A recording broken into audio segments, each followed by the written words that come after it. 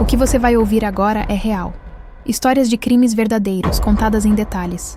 Ouça com cautela. Este relato contém crimes reais e pode causar desconforto em pessoas mais sensíveis e podem te marcar para sempre. Deixa seu like e se inscreva no canal para acompanhar todas as histórias. Caso João Hélio, 7 de fevereiro de 2007. Uma quarta-feira comum no Rio de Janeiro. O calor típico do verão carioca começava a dar trégua com a chegada da noite. Nas ruas da Zona Norte, o movimento intenso do fim do dia se acalmava. Pessoas voltavam para casa após um dia de trabalho. Crianças brincavam nas calçadas. A vida seguia seu curso normal. Em uma casa modesta, mas aconchegante, um menino de 6 anos estava animado. João Hélio Fernandes Vieites tinha acabado de jantar com sua família. Seus olhos brilhavam enquanto contava à mãe sobre seu dia na escola, sobre os desenhos que havia feito, sobre as músicas em inglês que estava aprendendo. João era uma criança especial, hiperativo, cheio de energia, com um sorriso que iluminava qualquer ambiente. Fazia natação e futebol para canalizar toda aquela vitalidade. Na última aula de futebol, havia marcado seu primeiro gol. O orgulho que sentiu ainda brilhava em seus olhos quando contava a história pela 10ª vez para quem quisesse ouvir.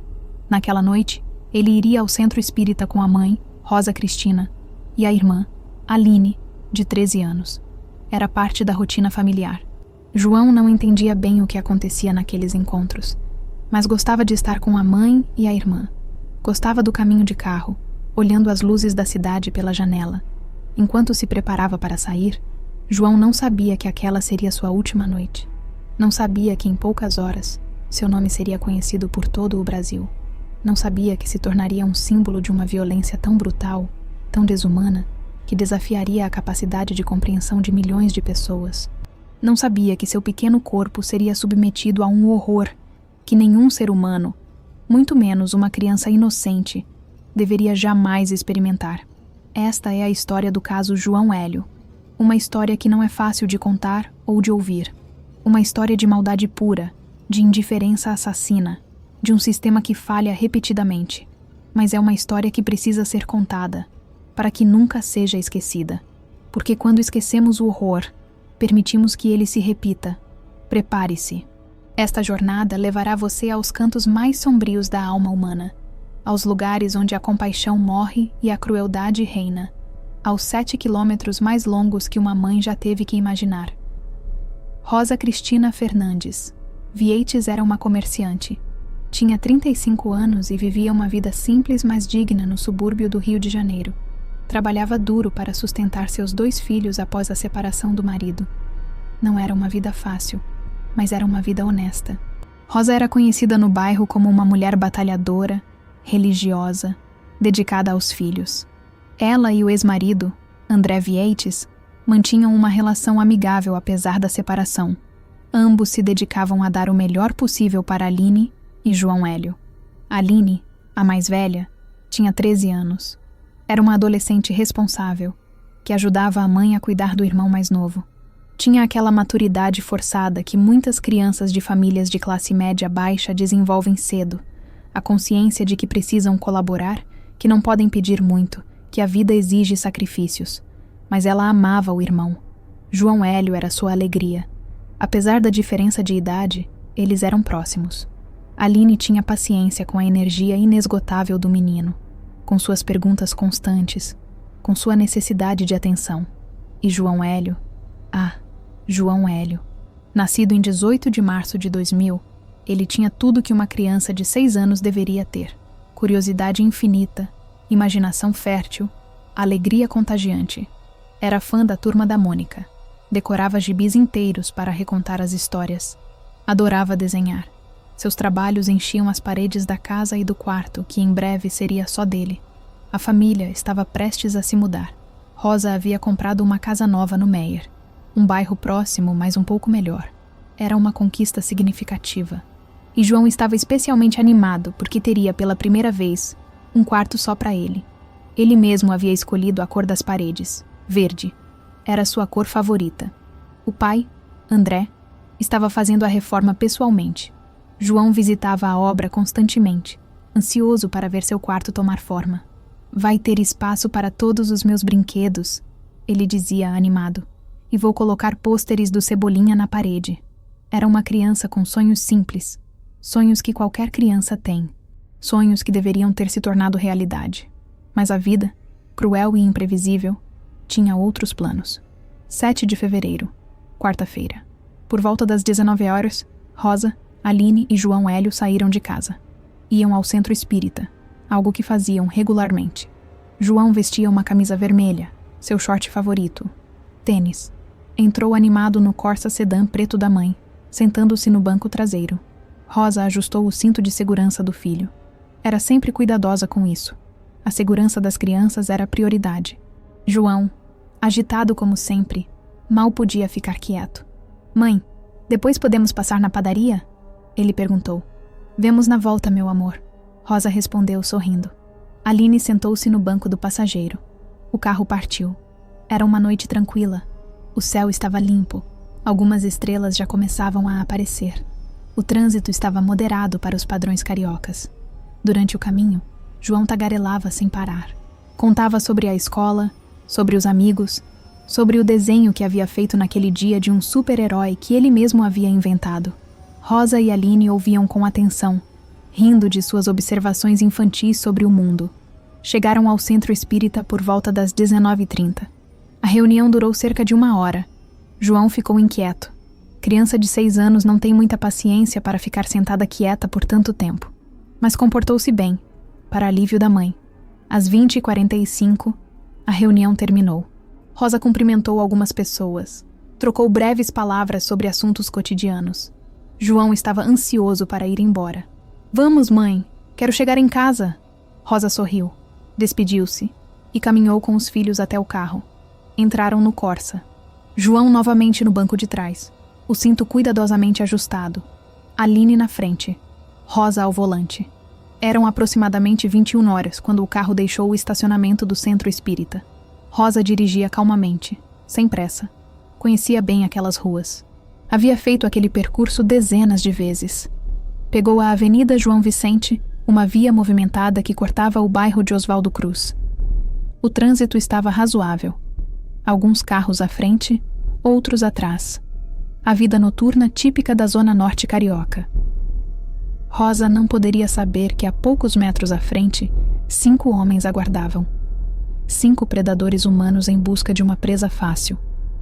5 vidas que estavam prestes a se cruzar com a dela da forma mais terrível possível. Às 21h05, Rosa parou em um semáforo vermelho na altura da rua Trajano Reis, cruzamento movimentado de Oswaldo Cruz. E o inferno começou. Enquanto Rosa e sua família viviam sua noite normal, 5 homens preparavam sua noite de crime. Carlos Eduardo Toledo Lima, conhecido como Dudu, tinha 22 anos. Não era sua primeira investida no mundo do crime. Tinha um histórico de roubos, pequenos furtos, envolvimento com tráfico. Era magro, ágil, com olhos frios que demonstravam total ausência de empatia. Dudu seria o motorista. Ele conhecia as ruas da Zona Norte como a palma da mão. Diego Nascimento da Silva, o São Caetano, tinha 24 anos. Era mais robusto que Dudu, com aparência intimidadora. Também tinha histórico criminal extenso. São Caetano era violento por natureza. Já havia sido preso por agressão, roubo à mão armada. Era o tipo de pessoa que você atravessa a rua para evitar. Carlos Roberto da Silva, apelidado de Pescocinho ou Sem Pescoço, devido à sua compleição física peculiar, tinha 23 anos.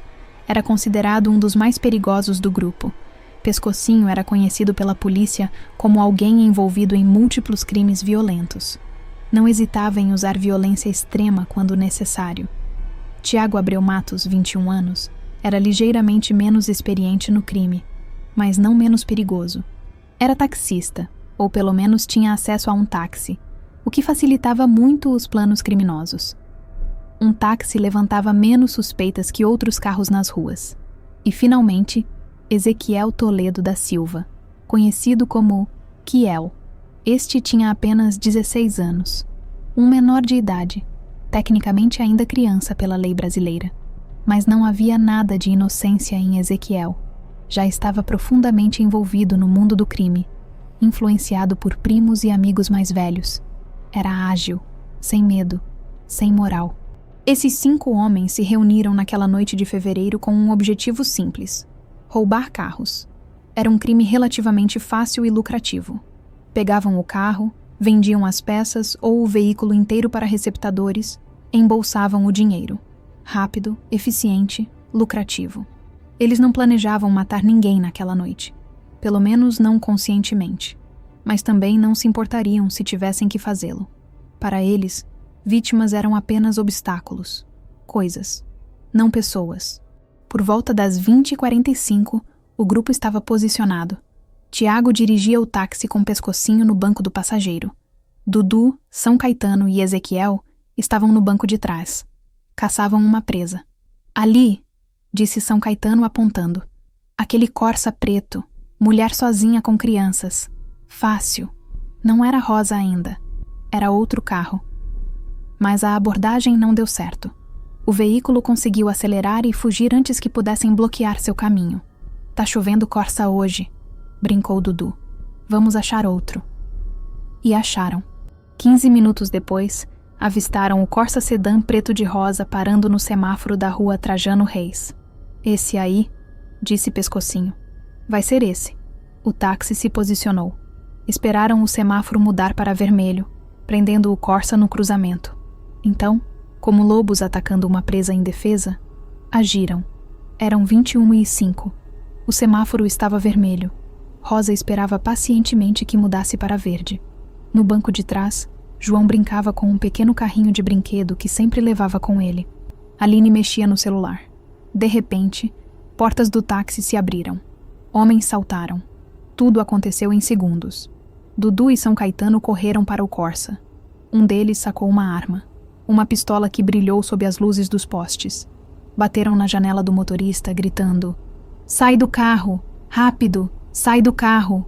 Rosa entrou em pânico. Seu primeiro instinto foi olhar para trás. Para o filho. João estava assustado, os olhos arregalados, sem entender o que estava acontecendo. "Por favor", Rosa começou a dizer. "Meus filhos." "Cala a boca! Sai do carro agora!" A arma estava apontada para sua cabeça. Rosa não tinha escolha.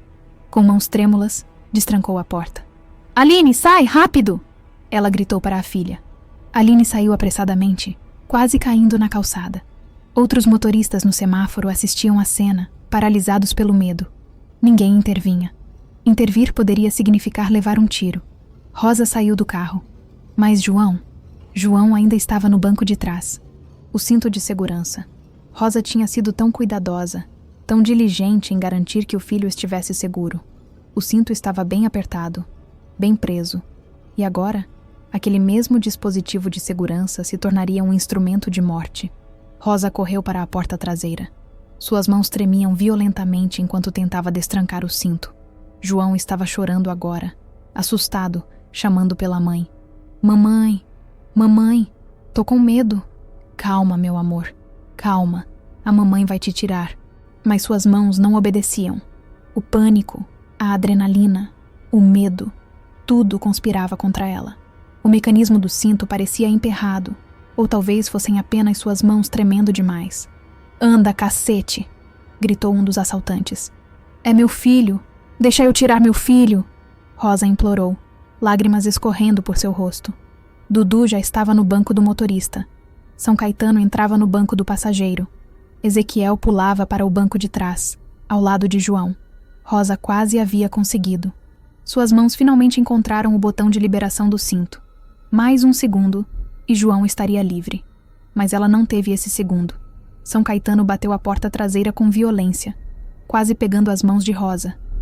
Simultaneamente, Dudu pisou fundo no acelerador.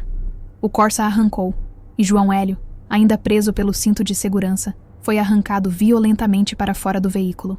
O último grito de Rosa ecoou pela noite. "Meu filho! Meu filho!" O cinto de segurança que deveria proteger João Hélio agora o prendia em uma armadilha mortal. Quando o carro arrancou, a porta traseira ainda estava entreaberta. João foi puxado pela força do cinto, seu pequeno corpo sendo arrastado para fora. Ele caiu, mas não se soltou. Não poderia. Estava preso. O cinto enrolava-se em sua cintura, segurando-o com força. João ficou pendurado do lado de fora do carro, de barriga para baixo, seu rosto a centímetros do asfalto. Dentro do veículo, Ezequiel percebeu imediatamente o que havia acontecido. "Tem um moleque pendurado aqui", ele gritou. Dudu olhou pelo retrovisor lateral. Viu o pequeno corpo balançando ao lado do carro. E não parou. "Deve soltar logo", ele disse, acelerando ainda mais. São Caetano riu. Uma risada fria, sem humanidade. Se não soltar, fudeu pra ele. Foi tudo o que disse. João Hélio estava consciente. Completamente consciente. Ele podia sentir o asfalto raspando contra seu corpo a cada metro. Podia sentir a dor explodindo em ondas por todo o seu pequeno corpo.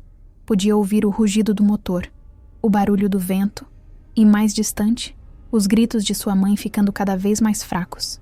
Ele gritava. Gritava com toda a força que seus pequenos pulmões permitiam. "Mãe, mãe, socorro!" Mas os gritos se perdiam no barulho da noite. O carro acelerou. 40 km/h, 60 km/h, 80 km/h, em uma área urbana, com casas, comércios, pessoas. E João sendo arrastado por baixo. O trajeto que João Hélio percorreu naquela noite foi de aproximadamente 7 quilômetros. Para a maioria das pessoas, 7 quilômetros é uma distância trivial, uma curta viagem de carro, uma corrida matinal para quem gosta de exercitar-se. Mas para João Hélio, aqueles 7 quilômetros foram uma eternidade de agonia. O carro passou por Oswaldo Cruz, entrou em Madureira, atravessou o Campinho, chegou a Cascadura. 4 bairros, dezenas de ruas, centenas de testemunhas, porque as pessoas viram. Meu Deus, como viram? Testemunha 1, Marcelo Santos, motorista. "Eu estava voltando do trabalho quando vi aquele Corsa preto passar em alta velocidade. No começo não entendi o que estava vendo. Parecia que tinha algo pendurado do lado do carro. Acelerei para ver melhor e... Jesus Cristo! Era uma criança. Uma criança sendo arrastada pelo chão. Comecei a buzinar desesperadamente, piscando os faróis. Tentei chamar a atenção dos motoristas do carro, mas eles só aceleravam mais. Testemunha 2. Júlia Mendes, moradora. Estava na janela do meu apartamento quando ouvi um barulho estranho, como algo raspando no asfalto. Olhei para a rua e vi aquele carro passando. E tinha uma criança, um menininho, sendo arrastado. Gritei, mas eles não pararam. Liguei imediatamente para a polícia, mas quando consegui falar com alguém, o carro já tinha sumido. Testemunha 3. Roberto Alves, motociclista. Eu estava de moto quando vi a cena. Consegui ficar atrás do carro por alguns quarteirões. Buzinava, gritava, fazia sinais. Outros motoristas também. Todo mundo tentando fazer aquele carro parar. Mas os caras dentro, eles sabiam. Tinham que saber. E não paravam. Um deles até olhou para trás, viu a gente fazendo sinal. E riu. Aquele filho da puta riu. Depois disso, aceleraram ainda mais. Perdi eles em uma curva. Parei. Vomitei ali mesmo no acostamento. Nunca vou esquecer aquela imagem. Testemunha 4.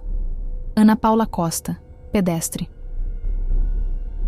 Estava esperando o ônibus quando aquele carro passou. Vi a criança sendo arrastada. Comecei a gritar: "Para! Tem uma criança! Para!" Outras pessoas também gritaram, mas eles não pararam. Depois que o carro passou, vi sangue na rua. Muito sangue. E pedaços de... não consigo nem dizer. Sentei no chão e chorei. Chorei como se fosse meu próprio filho. As testemunhas se multiplicavam. Cada quarteirão. Mais pessoas vendo aquela cena de horror. Mais pessoas tentando alertar os ocupantes do carro. Mais pessoas impotentes diante da crueldade. E dentro do carro, os 5 sabiam. Ezequiel olhava pela janela de trás e via João sendo arrastado. Via as pessoas na rua gritando, apontando, e não dizia nada para fazer parar. Quando alguém na rua gritava algo sobre uma criança, eles zombavam. "Não é criança, não. É um boneco de Judas."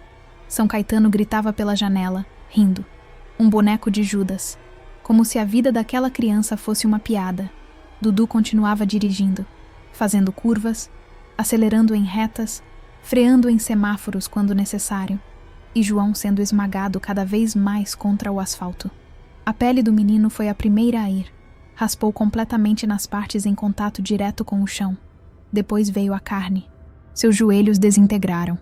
Os dedos de suas mãos, aquelas mãozinhas que desenhavam super-heróis, que seguravam lápis de cor, que acariciavam o rosto da mãe, foram arrancados um por um. João ainda estava consciente nos primeiros quilômetros. Seus gritos eventualmente pararam, não porque ele aceitou seu destino, mas porque sua garganta estava destruída de tanto gritar. A dor era indescritível. Cada centímetro de asfalto arrancava mais um pedaço dele. Cada solavanco do carro esmagava mais um osso. Cada aceleração violenta torcia seu corpo em ângulos impossíveis. E ele sabia.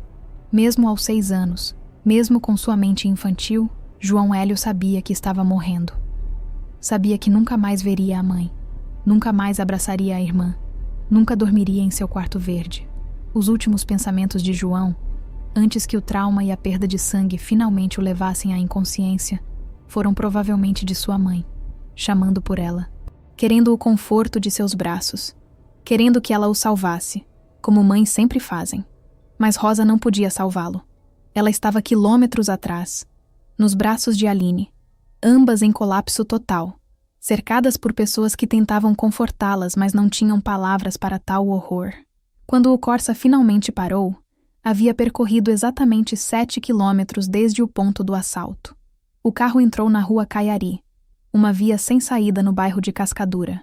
Era uma rua escura, pouco movimentada, perfeita para abandonar um carro roubado. Dudu estacionou. Os 5 homens saíram rapidamente. Tinham que fugir antes que a polícia chegasse. Certamente alguém já havia chamado as autoridades. Foi só então que eles pararam para olhar realmente o que haviam feito. O corpo de João Hélio ainda estava pendurado do lado do carro, preso pelo cinto. Mas não era mais um corpo reconhecível como humano. Era uma massa dilacerada de carne, ossos expostos, sangue. A pequena camisa vermelha estava em farrapos, tingida com um vermelho muito mais escuro que sua cor original. Os shorts havia sido completamente arrancado. Os tênis haviam sumido em algum ponto dos 7 quilômetros, deixando os pés mutilados expostos. O rosto de João estava destruído, irreconhecível. Metade da cabeça havia sido arrancada pelo atrito constante com o asfalto. Massa encefálica estava exposta, partes dela já perdidas no trajeto. Ezequiel vomitou. Mesmo para alguém acostumado com violência, aquilo era demais. Caralho, murmurou São Caetano. O moleque morreu. E daí? Dudu respondeu, sua voz mostrando mais irritação que remorso. A gente não mandou ele ficar preso. Azar dele. Não houve momento de silêncio. Não houve arrependimento. Apenas o pragmatismo frio de quem precisa fugir de um crime. Eles limparam rapidamente as impressões digitais que puderam. Pegaram alguns objetos de valor do carro e fugiram correndo para direções diferentes. Encontrar-se-iam depois para dividir os espólios. João Hélio ficou para trás, abandonado, pendurado ainda naquele maldito cinto de segurança, sua vida extinta, seu corpo destroçado. Minutos depois, moradores da rua Caiari, alertados pelos gritos das pessoas que tinham visto o carro passar, começaram a se aproximar. Uma mulher olhou e imediatamente virou o rosto, vomitando. Um homem, mais preparado por ser militar reformado, aproximou-se para verificar se havia algum sinal de vida. Não havia. João Hélio Fernandes Vieites, 6 anos de idade, estava morto. Havia falecido provavelmente no 5º quilômetro do percurso, quando o trauma e a perda de sangue finalmente superaram a resistência de seu pequeno corpo. A polícia foi chamada. Ambulâncias chegaram, mas não havia nada que pudessem fazer. Peritos criminais foram acionados, e a notícia começou a se espalhar pela cidade. Um menino havia sido arrastado até a morte em um assalto a carro. O Rio de Janeiro, acostumado com violência, ainda assim paralisou diante daquela notícia. Enquanto o corpo de João era encontrado em Cascadura, Rosa Cristina estava em colapso total, no ponto onde tudo havia começado, em Oswaldo Cruz. Ela havia tentado correr atrás do carro. Seus gritos haviam rasgado a noite. Aline teve que segurá-la fisicamente para impedi-la de se jogar na frente de outros carros em sua tentativa desesperada de seguir o Corsa. Meu filho! Meu bebê! Ele vai morrer! Deus, por favor, não deixa meu filho morrer! Pessoas se aglomeraram ao redor. Alguém ligou para a polícia. Outro chamou uma ambulância. Mas o que poderiam fazer? O carro havia partido. João havia partido. Rosa estava histérica, completamente fora de si. Aline, apesar de estar em choque também, tentava confortar a mãe. Mas o que dizer? Que palavras existem para um momento desses? Mãe, a polícia vai achar ele. Vai dar tudo certo. João vai ficar bem. Mas Aline não acreditava em suas próprias palavras. Ela havia visto o carro arrancando. Havia visto, por uma fração de segundo, o irmãozinho sendo puxado para fora. E sabia, no fundo de seu coração, que João não ficaria bem. Policiais chegaram cerca de 10 minutos após o assalto. Coletaram informações rapidamente. Descrição do carro, dos assaltantes, direção que tomaram. Um alerta foi emitido para todas as viaturas da região. Meu filho estava preso no cinto. Rosa repetia entre soluços. Ele está sendo arrastado. Precisa achar ele. Precisa salvar meu bebê. Um dos policiais, um homem de uns 40 anos que era pai de 3 filhos, sentiu seu estômago revirar. Ele sabia o que acontecia com pessoas arrastadas por carros. E se era uma criança? Vamos fazer tudo o que pudermos, senhora, ele disse, sua voz quebrando ligeiramente. Toda a polícia está procurando.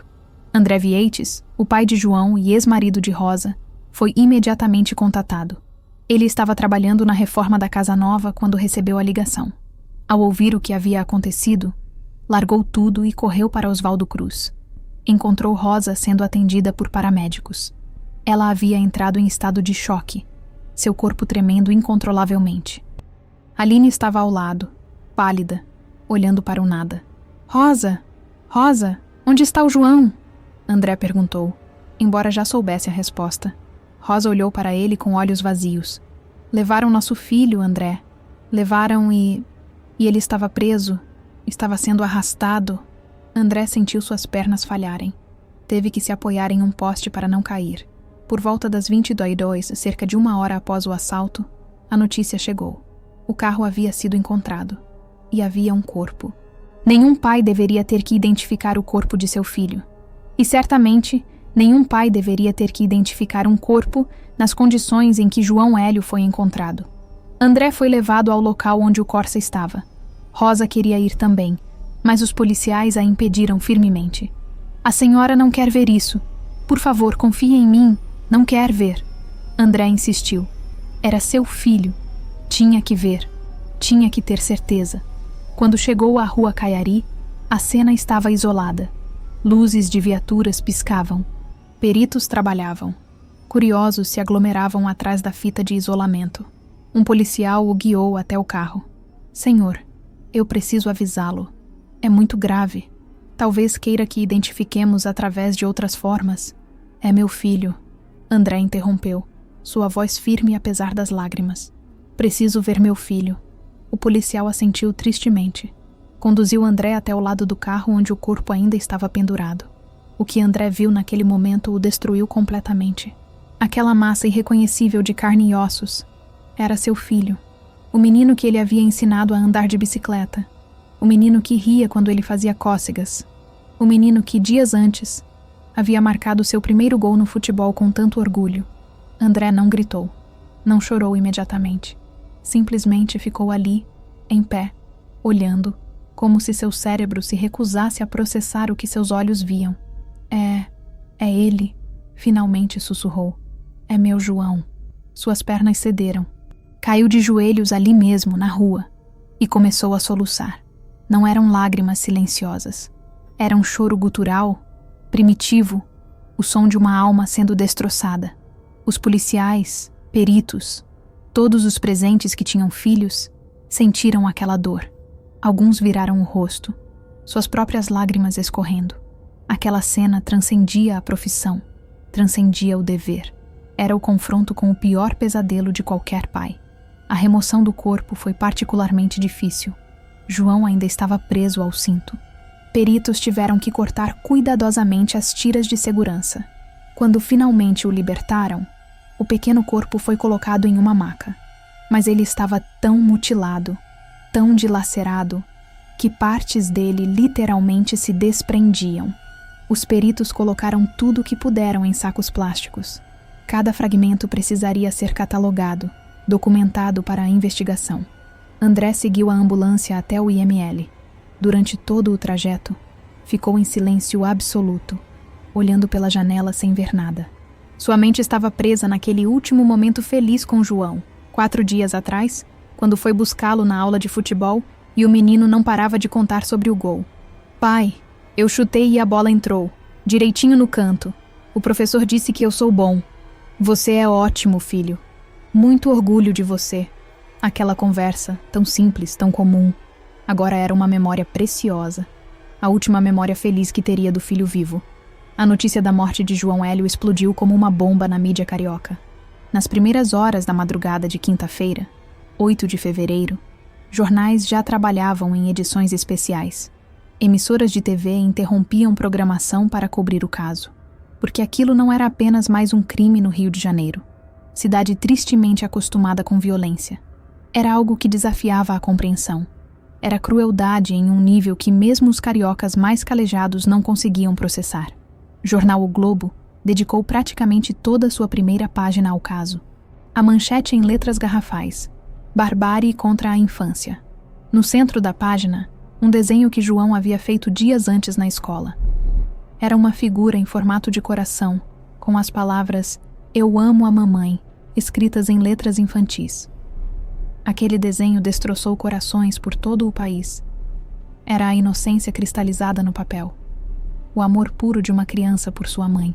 E agora, aquela criança estava morta da forma mais brutal imaginável. Jornal do Brasil também dedicou sua capa ao caso. A foto escolhida era do velório.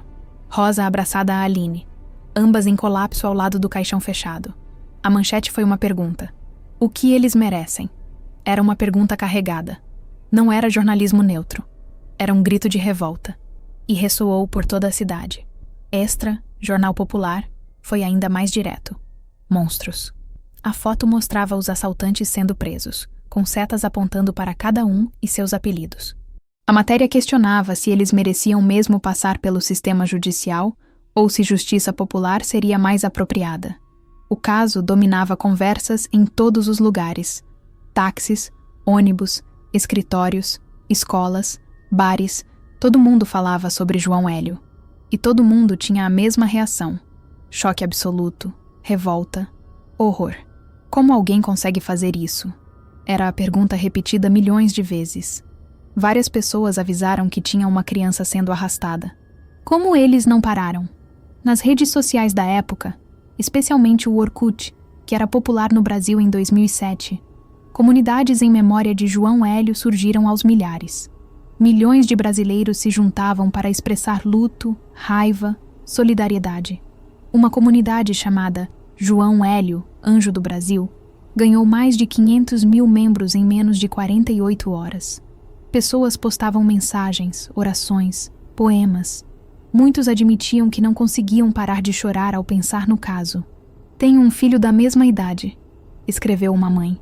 Não consigo olhar para ele sem imaginar o horror que aquela mãe está sentindo. Abracei meu filho e chorei por horas. Não consigo me sentir segura mais. Se isso pode acontecer com João Hélio, pode acontecer com qualquer criança. O sentimento era compartilhado. A morte de João não era apenas uma tragédia individual. Era um símbolo do colapso da segurança, da falência moral, do medo que permeia a vida urbana brasileira. O corpo de João Hélio foi liberado pelo IML na tarde de quinta-feira, 8 de fevereiro. A necropsia havia confirmado o óbvio: morte por traumatismo múltiplo. Cada centímetro do pequeno corpo havia sofrido danos extensos. O caixão foi mantido fechado. Era impossível preparar o corpo para velório aberto. As lesões eram extensas demais, a mutilação completa demais. Apenas a família mais próxima viu João pela última vez, e mesmo assim, foi uma experiência traumática além da compreensão.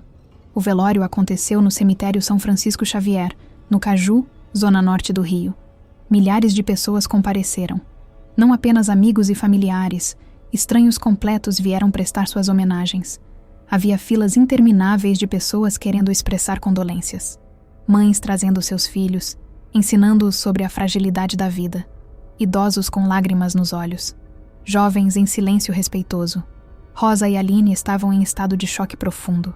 Rosa havia sido sedada, sem medicação. simplesmente não conseguia funcionar. Seu corpo estava presente, mas sua mente estava presa naquele momento no semáforo, tentando desesperadamente abrir o cinto de João. Aline estava ao lado da mãe, segurando sua mão, também sedada, mas mais consciente. Ela recebia as condolências, agradecia mecanicamente, mas seus olhos estavam vazios. Aquela menina de 13 anos havia sido forçada a crescer da forma mais brutal possível. André estava próximo ao caixão. Ele havia colocado objetos de João dentro. O carrinho de brinquedo favorito, alguns gibis da Mônica, o desenho que ele havia feito do super-herói inventado. Pequenos tesouros de uma vida interrompida. Ele ia ter o quarto verde. André disse a um jornalista que cobria o velório. Escolheu a cor sozinho. Estava tão animado. Ia pintar na sexta-feira. Agora ele nunca vai ver aquele quarto. A voz de André quebrou. O jornalista, profissional experiente que havia coberto inúmeros crimes, desligou o gravador e apenas abraçou aquele pai destroçado. Não havia palavras adequadas. Autoridades compareceram. O prefeito César Maia esteve presente, prometendo que faria justiça. O governador Sérgio Cabral enviou representantes. Políticos de todos os partidos expressaram condolências e prometeram ações. Mas para a família, promessas políticas eram vazias. João estava morto. Nenhuma lei, nenhuma ação poderia trazê-lo de volta. O momento mais comovente do velório veio quando a professora de João, Maria Aparecida, chegou com toda a turma da escola dele. Crianças de 6 e 7 anos, muitas não compreendendo completamente o que havia acontecido, mas sabendo que seu amiguinho havia ido para o céu. Elas cantaram uma música que João adorava. Eu sou feliz. A ironia não passou despercebida. João era feliz. E agora nunca mais seria. Várias crianças colocaram desenhos sobre o caixão. Desenhos de João como um anjo. João brincando nas nuvens. João feliz. Era a forma como suas mentes infantis processavam o impensável. Uma menina, colega de classe de João, aproximou-se de Rosa. Tia Rosa, o João tá lá em cima com Jesus agora, né? Rosa tentou responder, mas não conseguiu. Apenas assentiu, lágrimas escorrendo silenciosamente. Então ele não tá mais sentindo dor. A menina continuou, com a lógica simples das crianças.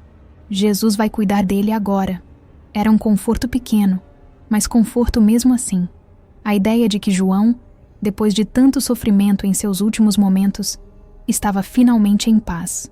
Enquanto a família enterrava João Hélio, a Polícia Civil do Rio de Janeiro trabalhava incansavelmente para identificar e capturar os responsáveis.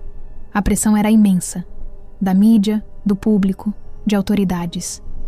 Este caso precisava ser resolvido, e rápido. A investigação começou no carro abandonado. Peritos vasculharam cada centímetro do Corsa, coletando impressões digitais, amostras de DNA, qualquer evidência que pudesse levar aos criminosos. E encontraram bastante. Os assaltantes, em sua pressa de fugir, não haviam sido cuidadosos. Havia impressões digitais por toda parte. Cabelos no banco traseiro. Até um boné esquecido que pertencia a um deles. Mas o verdadeiro trunfo veio das testemunhas. Dezenas de pessoas haviam visto o carro passar. Várias haviam anotado a placa. E, crucialmente, vários motoristas que tentaram alertar os ocupantes do carro haviam visto os rostos dos assaltantes. Um deles foi particularmente útil. Um taxista que havia ficado ao lado do Corsa, em um semáforo durante aqueles horríveis 7 quilômetros. Ele havia visto 3 dos rostos claramente. Nunca vou esquecer aqueles rostos, ele disse aos investigadores, especialmente o do motorista. Ele me olhou, viu que eu estava tentando avisar sobre o menino e sorriu. Aquele filho da puta sorriu para mim. Com as descrições das testemunhas, peritos montaram retratos falados. E então, o sistema de reconhecimento facial da polícia foi acionado. Em menos de 12 horas após o crime, já tinham nomes. Carlos Eduardo Toledo Lima. Dudu. Ficha criminal extensa. Várias prisões por roubo. Conhecido por ser um motorista habilidoso em fugas. Diego Nascimento da Silva. São Caetano. Histórico de violência. Já havia sido preso por roubo à mão armada e agressão. Carlos Roberto da Silva. Pescocinho. Um dos mais perigosos. Envolvido em múltiplos crimes violentos. Tiago Abreu Matos. Taxista com ficha criminal. conhecido por usar seu táxi em atividades criminosas. E, finalmente, Ezequiel Toledo da Silva, Kiel, apenas 16 anos, menor de idade, mas já com um envolvimento profundo no crime. Uma força-tarefa foi montada. Dezenas de policiais foram mobilizados. Recompensas foram oferecidas. E a população foi alertada. Se virem esses homens, liguem imediatamente para a polícia. A pressão sobre os criminosos foi imensa. Suas fotos estavam em todos os jornais, todas as TVs. Era impossível se esconder. Todo o Rio de Janeiro estava procurando por eles. E um por um, eles começaram a cair. A primeira prisão aconteceu na manhã de quinta-feira, menos de 18 horas após o crime. Diego Nascimento da Silva, São Caetano, foi localizado em uma casa em Costa Barros, Zona Norte, onde tentava se esconder. Quando policiais cercaram a casa, ele tentou fugir pelos fundos. Foi perseguido, alcançado e derrubado. Resistiu à prisão, lutando com os policiais, até que foi dominado e algemado. "Eu não fiz nada. Vocês estão me prendendo errado", ele gritava enquanto era colocado na viatura. Mas as evidências contra ele eram esmagadoras. Suas digitais estavam por todo o carro. Testemunhas o identificaram. Não havia dúvida. Na delegacia, São Caetano inicialmente manteve uma postura desafiadora. Recusava-se a falar, cruzava os braços, olhava para o teto. Mas quando confrontado com as evidências, com os depoimentos das testemunhas, sua postura começou a rachar. "Foi um acidente", ele finalmente disse. "A gente não sabia que o moleque estava preso." "Várias pessoas avisaram vocês", o delegado respondeu, sua voz gelada. "Motoristas buzinavam, acendiam faróis, gritavam. Vocês sabiam. Eu pensei que iam soltar logo. Durante 7 quilômetros vocês pensaram isso? Durante 7 quilômetros arrastando uma criança?" São Caetano não tinha resposta. Baixou a cabeça. A segunda prisão veio na tarde de quinta. Tiago Abreu Matos foi pego em Bangu, também tentando se esconder. Ao contrário de São Caetano, ele se rendeu imediatamente quando viu os policiais. "Eu sei por que vocês estão aqui", ele disse, mãos para cima. "Eu sei o que aconteceu. Eu não queria que acontecesse assim." Tiago cooperou desde o início. Forneceu detalhes do crime. Confirmou os nomes dos outros envolvidos. Explicou como o plano havia sido concebido. Não era remorso exatamente. Era mais medo do que enfrentaria, tanto na prisão quanto na opinião pública. "A gente só queria o carro", ele repetia. "Não era para matar ninguém, muito menos uma criança." Carlos Roberto da Silva, Pescocinho, foi preso na noite de quinta, em Nova Iguaçu, na Baixada Fluminense. Ele estava escondido na casa de uma tia. Quando policiais chegaram, ele tentou negociar. "Deixa eu me entregar amanhã na delegacia, com o advogado presente. Eu juro que apareço." Os policiais riram da proposta absurda. Pescocinho foi arrastado para fora da casa, algemado e colocado na viatura sob olhares de ódio dos vizinhos. "Assassino de criança!" uma mulher gritou. "Devia morrer!" Outros moradores se juntaram aos gritos. A polícia teve que acelerar a saída com medo de linchamento. Carlos Eduardo Toledo Lima, Dudu, o motorista, foi o mais difícil de capturar. Ele conhecia bem as favelas cariocas. Tinha múltiplos esconderijos. Por 2 dias inteiros, ele conseguiu escapar das buscas policiais. Mas a pressão era demais. Cada favela que ele tentava entrar era expulso pelos próprios traficantes e moradores. Até mesmo no submundo do crime, o que ele havia feito era considerado abominável. Criança não se mexe. Era a lei não escrita do crime. Dudu havia violado isso da pior forma possível. Finalmente, em sábado, 10 de fevereiro, 3 dias após o crime, Dudu foi localizado em uma casa abandonada em Vigário Geral. Estava sozinho, sem comida, sem água, visivelmente esgotado. Quando policiais entraram, ele não resistiu. Apenas levantou as mãos e disse: "Eu sei que vou morrer na cadeia. Vocês podem me matar agora e poupar tempo." Os policiais não o mataram, embora alguns admitiriam depois que a tentação existiu. Dudu foi preso e levado. E então restava apenas um: Ezequiel Toledo da Silva, Kiel, o menor de idade. A captura de Ezequiel foi complicada por sua idade. Com apenas 16 anos, ele não poderia ser processado como adulto no sistema judicial brasileiro. E todos sabiam disso, especialmente ele. Ezequiel foi encontrado na casa de sua mãe em Quintino, também na Zona Norte. Quando policiais chegaram, ela inicialmente tentou protegê-lo. Meu filho é menor. Vocês não podem fazer nada com ele. Tecnicamente, ela estava certa. O Estatuto da Criança e do Adolescente, ECA, limitava severamente o que poderia ser feito com Ezequiel. Mesmo envolvido em um crime horrível, ele receberia apenas uma medida socioeducativa, essencialmente internação em uma instituição para menores por no máximo 3 anos. Ezequiel foi levado para a delegacia, mas teve que ser mantido separado dos adultos.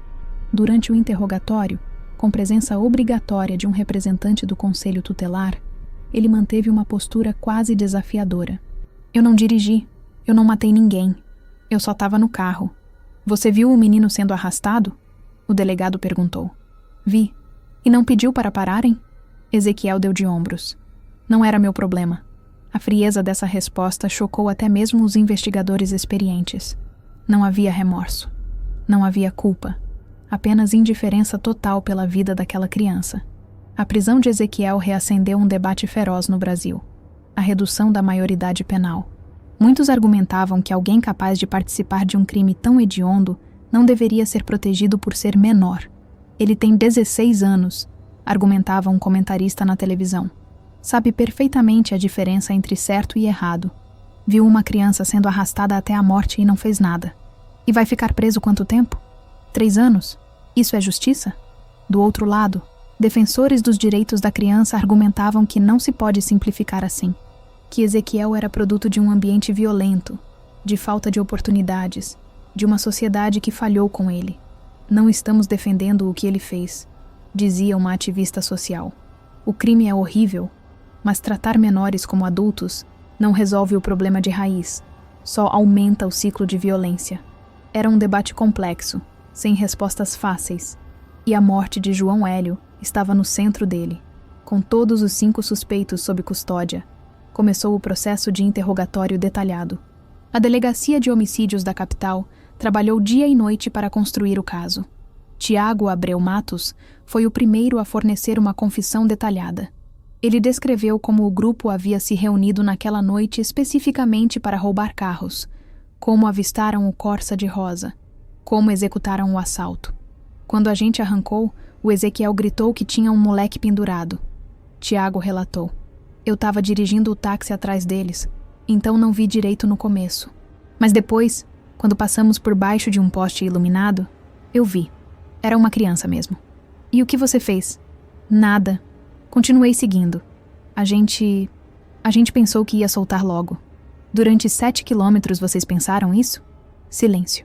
Em algum momento alguém sugeriu parar? O delegado pressionou. Não, a gente estava mais preocupado em fugir. Carlos Roberto Pescocinho forneceu uma versão similar, mas com detalhes adicionais perturbadores. Teve uma hora que passamos por um motoboy que estava gritando, fazendo sinal. O São Caetano baixou o vidro e gritou de volta que era um boneco, não uma criança. Depois ele riu.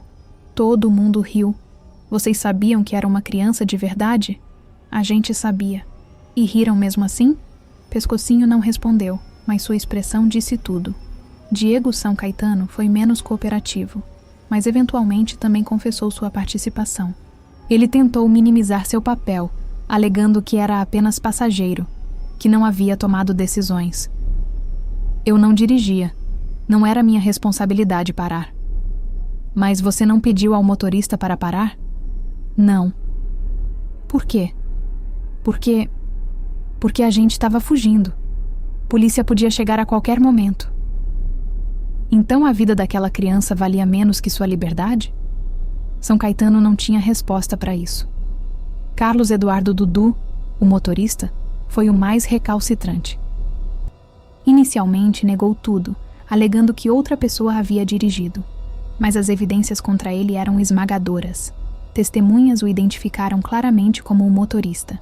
Quando finalmente confessou, Dudu tentou uma tática diferente. Alegou que estava sob efeito de drogas, que seu julgamento estava comprometido. Eu tinha usado cocaína antes. Não estava pensando direito.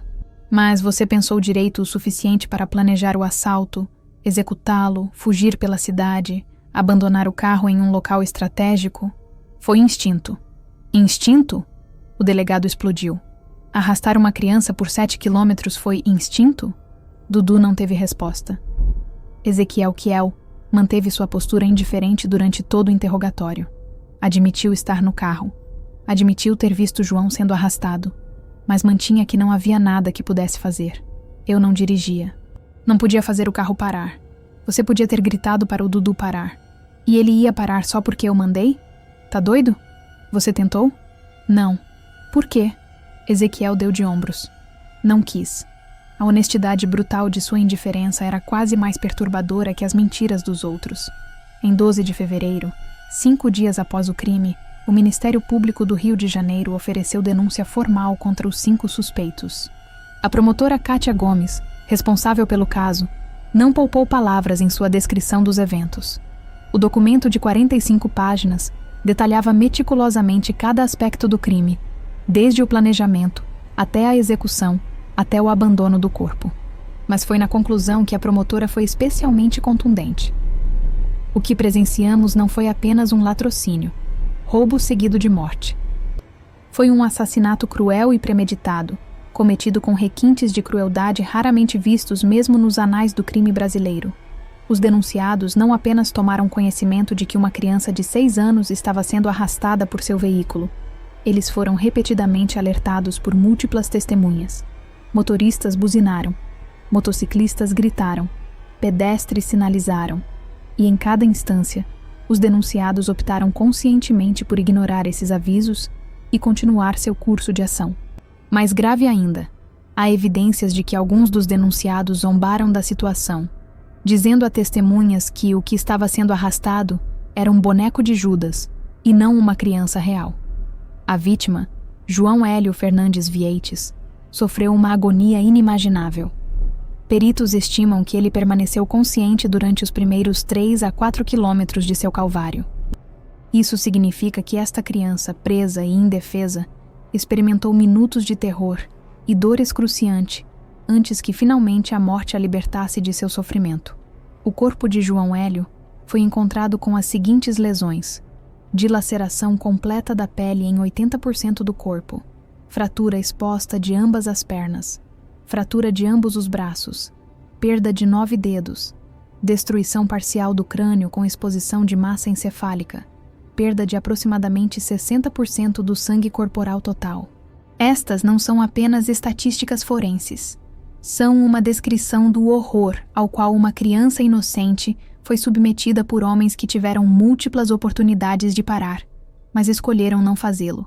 Portanto, o Ministério Público requer que todos os denunciados sejam processados pelo crime de latrocínio qualificado pela crueldade, conforme artigo 157, parágrafo 3º do Código Penal, combinado com a Lei de Crimes Hediondos.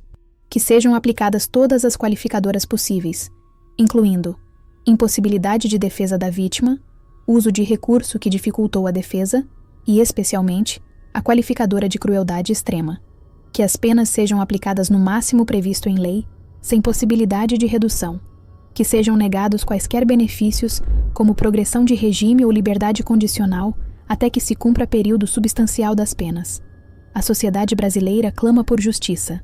A memória de João Hélio exige justiça, e este Ministério Público fará tudo ao seu alcance para garantir que justiça seja feita. A denúncia foi aceita imediatamente. O caso foi para julgamento em tempo recorde. Enquanto o sistema judicial se movia, algo extraordinário estava acontecendo nas ruas do Brasil. O caso João Hélio havia tocado uma fibra nacional. Pessoas de todos os estados, de todas as classes sociais, se mobilizavam. Passeatas foram organizadas em múltiplas cidades. A maior delas aconteceu no Rio de Janeiro, em 11 de fevereiro, 4 dias após a morte de João. Estimativas apontam que entre 30 mil e 50 mil pessoas marcharam pelas ruas da Zona Norte, do ponto onde João foi sequestrado até o ponto onde seu corpo foi abandonado, reproduzindo aqueles terríveis 7 quilômetros. Era uma marcha silenciosa, apenas o som de passos, milhares de pessoas caminhando juntas, muitas segurando fotos de João, outras carregando flores brancas. Crianças eram carregadas nos ombros dos pais, pequenas velas acesas em suas mãos. Quando a marcha chegou à rua Caiari, onde o corpo havia sido abandonado, houve 1 minuto de silêncio. Eram mensagens simples, mas devastadoras em sua inocência. Crianças tentando processar a morte de um amigo, tentando entender por que coisas ruins acontecem com pessoas boas. O carnaval de 2007 estava próximo. Aconteceria apenas alguns dias após a morte de João. Havia debates sérios sobre se deveria ser cancelado ou adiado. Afinal, como celebrar quando uma criança acabara de ser assassinada de forma tão brutal? O carnaval não foi cancelado, mas foi diferente. Várias escolas de samba modificaram seus desfiles para homenagear João. Estácio de Sá, que abriu o desfile do grupo especial, pediu 1 minuto de silêncio antes de começar. 60 segundos de silêncio absoluto no sambódromo. Algo nunca visto antes. 70 mil pessoas em silêncio, cabeças baixadas, lembrando do menino. Mocidade Independente de Padre Miguel entrou com uma faixa enorme. Por um Brasil mais justo, João Hélio presente. Componentes da escola usavam laços brancos, símbolo de luto infantil. Estação Primeira de Mangueira fez algo particularmente comovente. Durante a apresentação da comissão de frente, um painel se abriu mostrando o nome João Hélio em letras enormes. Os dançarinos fizeram uma coreografia que representava anjos levando uma criança para o céu. Quando o painel se abriu e o nome apareceu, o sambódromo explodiu em aplausos misturados com choros. Pessoas se abraçavam, chorando juntas. Mesmo em um momento de celebração, a dor nacional era palpável. O Escritório das Nações Unidas contra Drogas e Crime, UNODC, divulgou uma nota oficial lamentando a morte de João Hélio e expressando preocupação com os níveis de violência urbana no Brasil. Era raro a ONU comentar sobre casos individuais de crime, mas aquele havia transcendido fronteiras. O julgamento dos 4 réus adultos, Dudu, São Caetano, Pescocinho e Tiago, foi marcado para 30 de janeiro de 2008, quase 1 ano após o crime. Era um julgamento por júri popular, como determina a lei brasileira para crimes dolosos contra a vida. A seleção dos jurados foi particularmente difícil. Como encontrar 7 pessoas no Rio de Janeiro que não conhecessem o caso, que pudessem julgar imparcialmente? Era praticamente impossível. O juiz decidiu aceitar jurados que conheciam o caso, mas que juravam poder julgar baseado apenas nas evidências apresentadas no tribunal, não no que haviam lido ou ouvido na mídia. O tribunal estava lotado. Jornalistas de todo o Brasil, representantes de organizações de direitos humanos, ativistas. E, claro, Rosa, André e Aline, sentados na primeira fila, prontos para enfrentar mais uma vez o horror. Os réus entraram algemados, sob forte escolta. O clima no tribunal era de ódio palpável. Policiais tiveram que formar um cordão de segurança para impedir que familiares de João ou outros cidadãos indignados os atacassem. A promotora Kátia Gomes abriu com um argumento devastador. Durante 2 horas, ela meticulosamente reconstruiu os eventos daquela noite. Mostrou fotos da cena do crime. Rosa teve que sair da sala durante essa parte.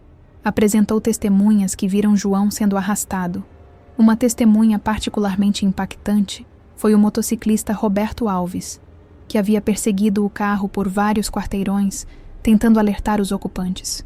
Eu buzinava sem parar, Roberto testemunhou, sua voz embargada.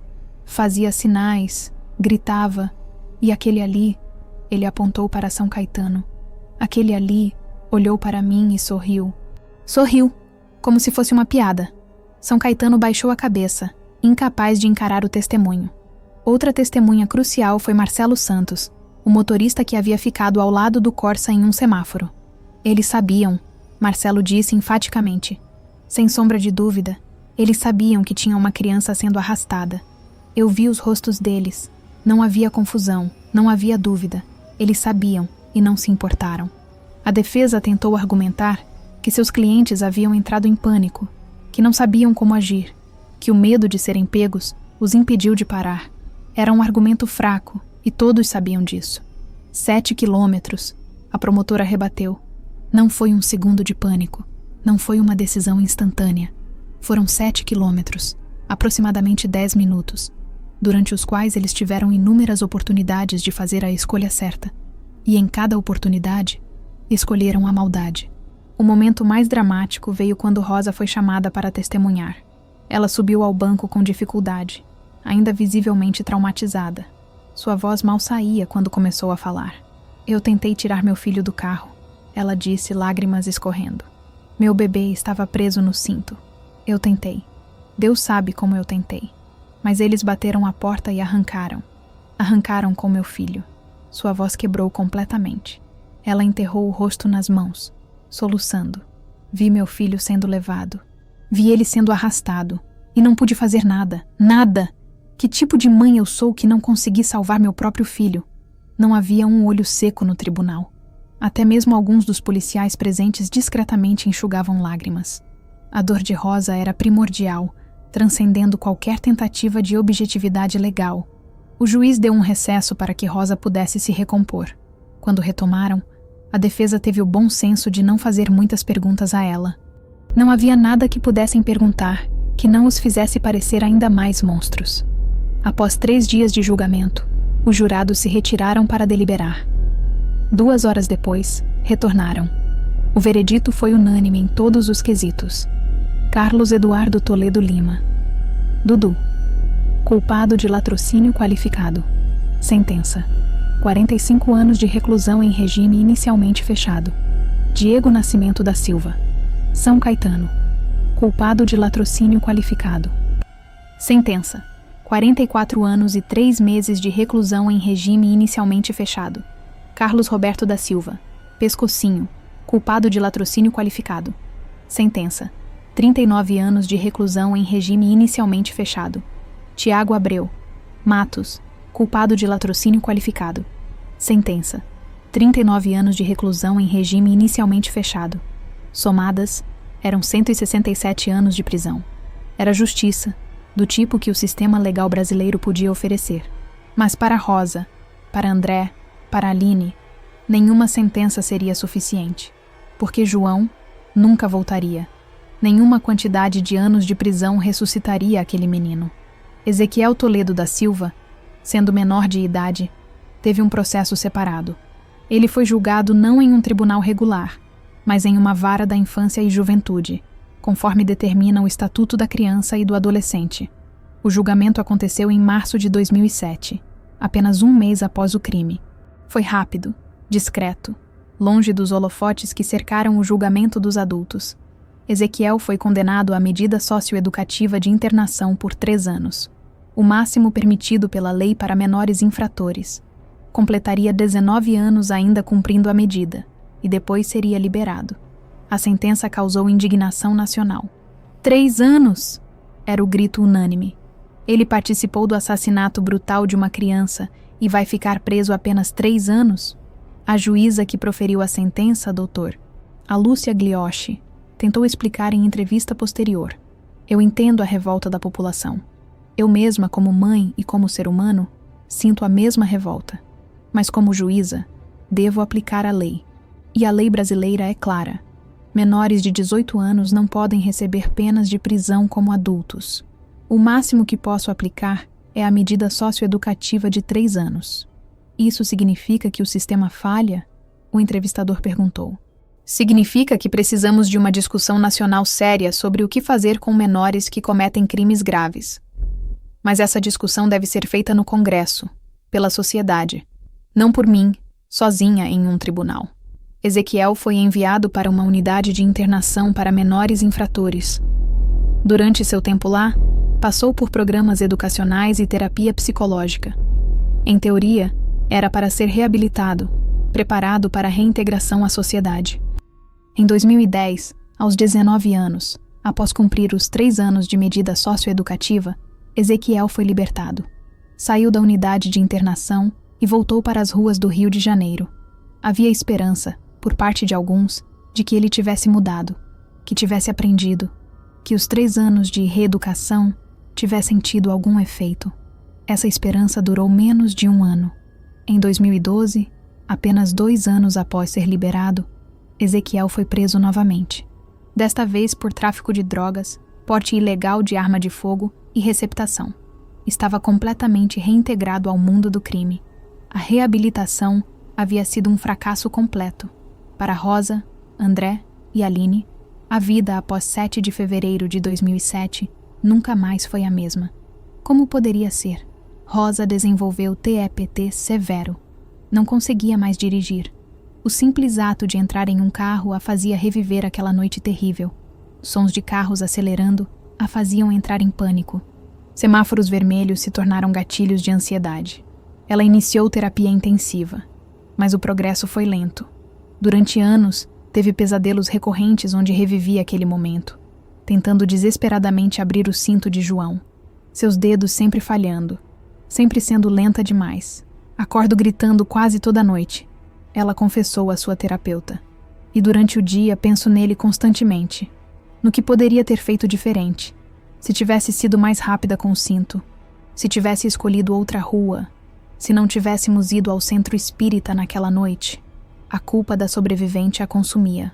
Racionalmente, ela sabia que não tinha culpa, mas o coração de uma mãe não é racional. André tentou continuar trabalhando, mas a concentração era impossível. Perdeu seu emprego alguns meses após a morte de João. Tentou outros trabalhos, mas nada durava. A dor era paralisante.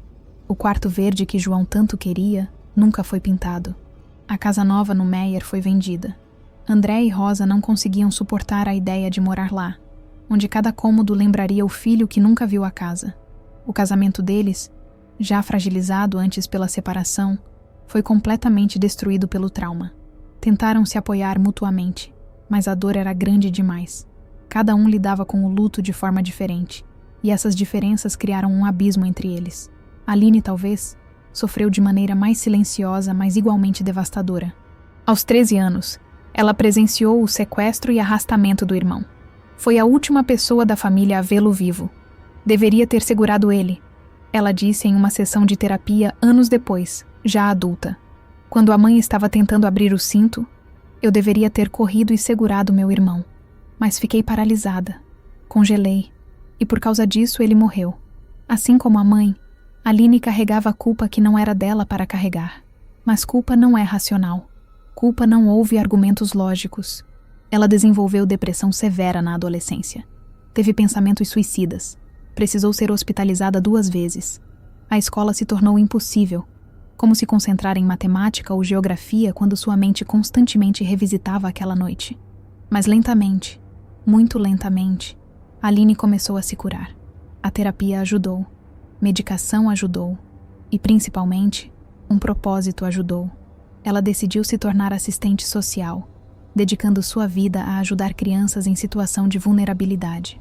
Era sua forma de honrar João, salvar outras crianças, já que não pôde salvar o irmão. João era pura alegria, Aline disse em uma entrevista anos depois, já adulta. Ele iluminava qualquer ambiente. E eu quero trazer essa luz para outras crianças. Quero que elas tenham a chance de crescer, de ter futuro, de realizar sonhos, tudo que foi roubado do meu irmão. A família nunca se reuniu novamente da mesma forma. Natal, aniversários, datas comemorativas, todas eram assombradas pela ausência gritante de João.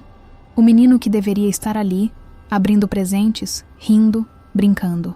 A data de 7 de fevereiro se tornou intransponível. A cada ano, naquele dia, Rosa visitava o túmulo de João, levava flores, sentava ao lado da lápide por horas, conversava com ele, atualizando-o sobre a vida, sobre como sentia sua falta. Você teria 10 anos agora, ela disse em uma dessas visitas em 2010. Estaria na escola, fazendo novos amigos, talvez ainda jogando futebol, teria crescido tanto, e eu nunca vou ver isso. Nunca vou ver o homem que você se tornaria.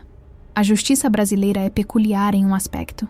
Mesmo condenados a dezenas de anos de prisão, prisioneiros podem receber benefícios como progressão de regime se mantiverem bom comportamento. E foi exatamente isso que começou a acontecer com os assassinos de João Hélio.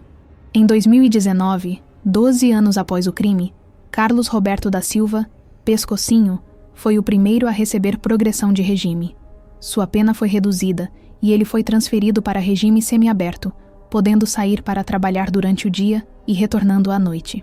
Em agosto do mesmo ano, ele conquistou progressão para regime aberto, essencialmente prisão domiciliar com tornozeleira eletrônica. A notícia foi um golpe devastador para a família de João. Como é possível? Rosa disse à imprensa, sua voz misturando incredulidade e raiva. Meu filho está morto há 12 anos. Nunca mais vai crescer, nunca mais vai ter uma segunda chance. E esse homem, que participou do assassinato dele, está em casa, assistindo TV, vivendo sua vida. Onde está a justiça nisso? A resposta oficial sempre era a mesma. A lei brasileira permite progressão de regime para prisioneiros com bom comportamento.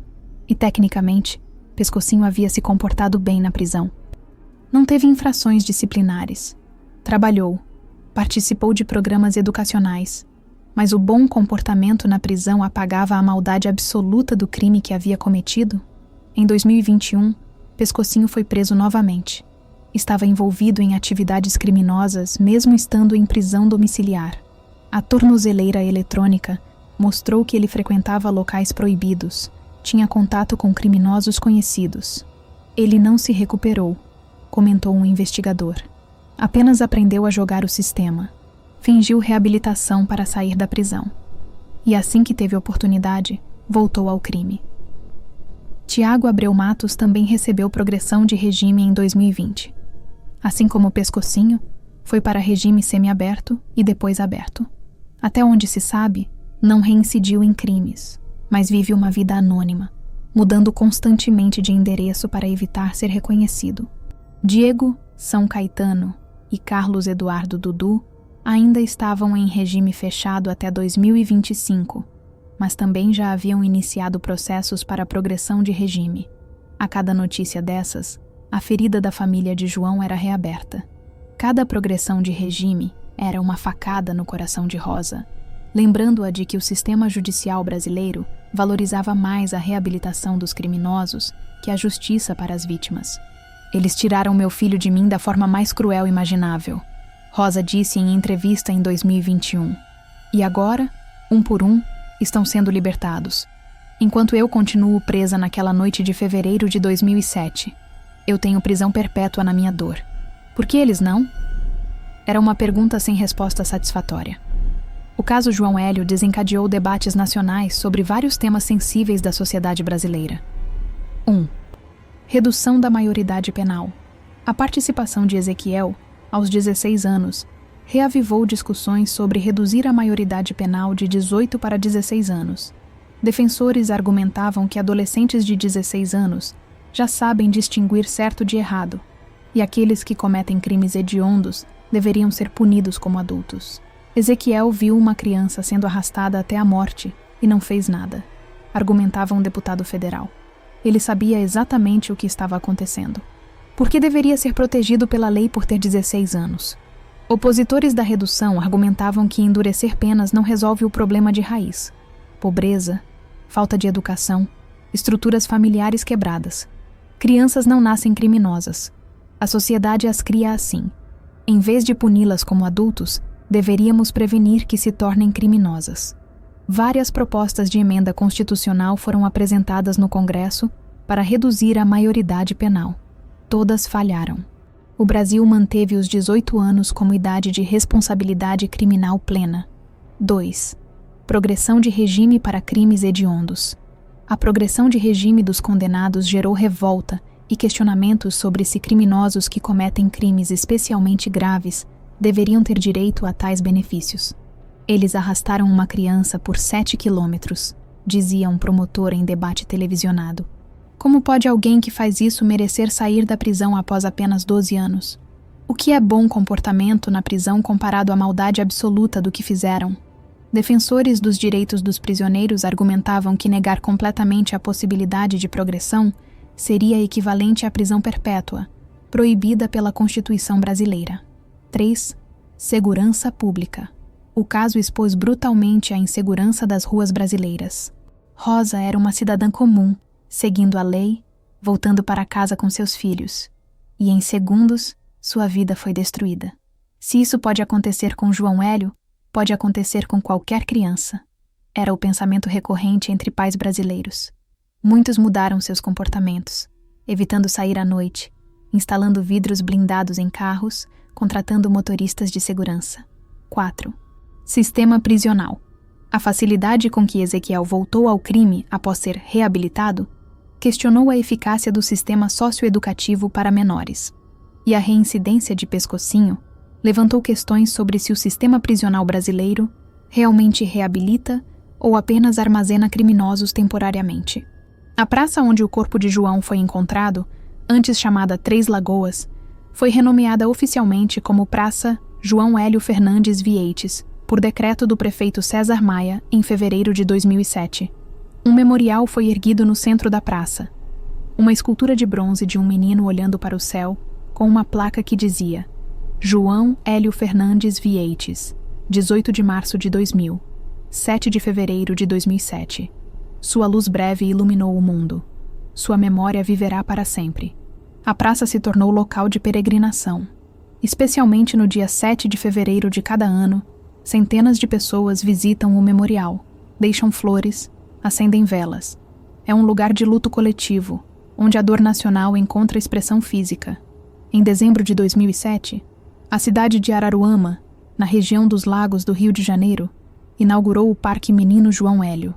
Com 82 mil metros quadrados, o parque conta com esculturas retratando diferentes momentos da curta vida de João, desde bebê até seus 6 anos. É um lugar de beleza e melancolia. Famílias levam seus filhos para brincar ali. E sempre há pais explicando às crianças quem foi João, o que aconteceu com ele, por que aquele parque existe. É importante que as novas gerações não esqueçam, disse o prefeito de Araruama na inauguração. João Hélio se tornou símbolo de todas as crianças vítimas de violência no Brasil. Enquanto este parque existir, ele será lembrado. Escolas continuaram fazendo homenagens anuais. A Escola de João, Crianças e CIA estabeleceu o Prêmio João Hélio, dado todo ano ao aluno que melhor exemplifica bondade, alegria e espírito colaborativo. Era uma forma de manter viva não a morte de João, mas sua vida, sua personalidade, o menino que ele era. Na internet, páginas de memória proliferaram. No Facebook, Twitter e Instagram, usuários postam anualmente sobre João, compartilhando sua história, garantindo que não seja esquecido. Uma tatuadora do Rio, Dona Márcia Santos, oferece gratuitamente a tatuagem João Hélio, Anjo, para qualquer pessoa que queira. Centenas já aceitaram a oferta. É uma forma silenciosa, mas permanente de manter a memória viva. O caso João Hélio teve vítimas além da família imediata. Muitas pessoas cujas vidas foram tocadas por aquele horror carregam cicatrizes invisíveis. As testemunhas que viram João sendo arrastado nunca se recuperaram completamente. Roberto Alves, o motociclista que perseguiu o carro, desenvolveu TEPT. Anos depois, em entrevista, ele revelou: Não consigo tirar aquela imagem da minha cabeça. Sonho com ela. Acordo suando, revivendo aqueles momentos. Fico pensando, e se eu tivesse feito mais? E se eu tivesse bloqueado o carro com minha moto? João poderia estar vivo. Sei que é irracional pensar assim, mas não consigo evitar. Os policiais e peritos que trabalharam na cena do crime também carregam traumas. Vários solicitaram transferência para outras divisões depois, incapazes de continuar trabalhando em crimes violentos. Um perito que pediu anonimato revelou: Trabalho com crimes há 20 anos. Vi coisas horríveis, mas nada, absolutamente nada me preparou para a cena do João Hélio. Aquilo não era um corpo, era... Nem tenho palavras. Voltei para casa naquela noite e abracei meus filhos. Chorei. Minha esposa nunca me viu assim. As crianças que eram colegas de João cresceram carregando aquela perda. Muitas desenvolveram ansiedade e medos relacionados a carros e ruas. Pais relataram que seus filhos se recusavam a usar cinto de segurança por um tempo, associando o cinto com a morte de João. Minha filha tinha pesadelos constantes. Uma mãe contou. Ela era a melhor amiga do João na escola. Depois que ele morreu, ela ficou retraída, com medo de sair de casa. Levou anos de terapia para ela voltar a ser algo próximo do normal. E mesmo assim, até hoje, ela fica tensa dentro de carros. Os profissionais de saúde mental que atenderam Rosa, André e Aline também foram afetados. Terapeutas são treinados para manter distanciamento profissional, mas alguns casos traspassam essas barreiras. Você não esquece pacientes como Rosa, disse a doutora Helena Martins, psicóloga que atendeu Rosa por 5 anos. A dor dela era tão profunda, tão visceral. Eu ia para casa depois das sessões e precisava processar o que havia ouvido. Alguns relatos dela sobre aquela noite me assombravam. Considerei seriamente abandonar a profissão em um ponto. A comunidade do bairro de Oswaldo Cruz foi coletivamente traumatizada. O local do sequestro se tornou uma espécie de marco sombrio. Pessoas evitavam passar por ali. Quando não podiam evitar, faziam o sinal da cruz ou sussurravam uma oração. A violência sempre existiu no Rio de Janeiro, mas o caso João Hélio foi diferente. Foi um lembrete brutal de que a inocência não protege ninguém, que estar certo, seguir as regras, ser bom, nada disso garante segurança. Foi a morte da ilusão de segurança, substituída por um medo constante, vigilante, que nunca mais desapareceria completamente. Em 2017, 10 anos após a morte de João Hélio, a família marcou o aniversário de forma privada. Não queriam mais exposição midiática. A dor era pessoal, íntima, não espetáculo público. Rosa, agora com 45 anos, havia encontrado alguma semblança de paz através da espiritualidade. Frequentava regularmente o centro espírita, o mesmo que havia visitado naquela noite fatídica. Alguns achavam estranho, até mórbido. Mas para Rosa, era reconexão. Foi lá que tive os últimos momentos felizes com meu filho, ela explicou. Quando saímos de lá naquela noite, João estava bem, estava feliz. Ir lá me faz sentir próxima daqueles momentos, e acredito que a alma dele está em paz, que ele perdoou, que entende. André havia se mudado para o interior do Rio de Janeiro. Trabalha como marceneiro autônomo, preferindo a solidão do trabalho manual às interações sociais. Ainda visita o túmulo de João regularmente, mas de forma discreta, evitando datas que atraem multidões. Prefiro estar sozinho com meu filho, ele diz. Só eu e ele. Converso com ele sobre coisas simples. Como foi meu dia, o que tenho feito, bobagens. As coisas que conversaríamos se ele estivesse vivo. Aline, em 2017, tinha 23 anos. Havia se formado em serviço social e trabalhava em uma ONG que atendia crianças em situação de vulnerabilidade no Rio de Janeiro. Seu trabalho era sua missão, sua forma de dar significado à tragédia. Cada criança que ajudo, penso, João teria a idade dela. João poderia estar assim, e trabalho com ainda mais determinação. Não posso salvar meu irmão, mas posso salvar outras crianças. Ela também se tornou ativista pela reforma do sistema penal juvenil, dando palestras sobre a necessidade de equilibrar justiça com reabilitação. Não quero vingança, Aline diz em suas palestras. Vingança não traz João de volta, mas quero um sistema que proteja crianças, que reabilite verdadeiramente aqueles que erram, e que não liberte pessoas perigosas prematuramente só porque se comportaram bem na prisão. Em 2020, durante a pandemia de Covid-19, Rosa fez uma postagem emocional nas redes sociais. João teria 20 anos hoje. Seria um jovem adulto. Talvez estivesse na universidade. Talvez tivesse uma namorada. Talvez trabalhasse ajudando a sustentar a família. Penso nessas coisas todo dia. No futuro que lhe foi roubado. Nos netos que nunca vou ter dele. Nas conversas que nunca vamos ter. Ele permanece eternamente com 6 anos na minha memória. Um menino feliz, com sonhos simples, com amor no coração. E essa é a imagem que carrego. Não a do final. Nunca a do final. A postagem viralizou, sendo compartilhada milhões de vezes. Mesmo 13 anos depois, o caso João Hélio continuava ressoando na consciência nacional. Em 2025, 18 anos após o crime, onde estão os 5 homens que participaram da morte de João Hélio? Carlos Eduardo Toledo Lima. Dudu cumpriu 15 anos em regime fechado antes de conseguir progressão para semiaberto em 2022. Em 2024, aos 39 anos, recebeu regime aberto. Vive em uma cidade do interior do Rio de Janeiro sob identidade protegida. Trabalha em um depósito de materiais de construção. Não dá entrevistas, não fala publicamente sobre o caso. Vive uma vida fantasmagórica, sempre olhando por cima do ombro, sempre temendo ser reconhecido. Diego Nascimento da Silva. São Caetano também conseguiu progressão de regime em 2023. Está em regime semiaberto, trabalhando durante o dia e retornando à prisão à noite. Há relatos não confirmados de que ele teria encontrado religião na prisão, participando de grupos evangélicos. Se genuíno ou apenas performance para obter benefícios legais, ninguém sabe. Carlos Roberto da Silva, Pescocinho, teve sua liberdade revogada após sua prisão em 2021 por atividades criminosas. Voltou ao regime fechado e provavelmente permanecerá lá por muitos anos ainda. Mesmo na prisão, é isolado dos outros prisioneiros. Mesmo criminosos comuns desprezam aqueles que matam crianças. Tiago Abreu Matos está em regime aberto desde 2020. Mudou de nome legalmente e vive em outro estado. Há rumores de que ele teria constituído família, tendo filhos próprios. A ironia não passa despercebida. Ele participou da morte de uma criança e agora cria suas próprias crianças. Ezequiel Toledo da Silva. Kiel teve a trajetória mais errática. Depois de ser preso novamente em 2012, passou anos entrando e saindo do sistema prisional. Em 2019, foi preso mais uma vez, desta vez por roubo à mão armada. Em 2023, foi liberado novamente.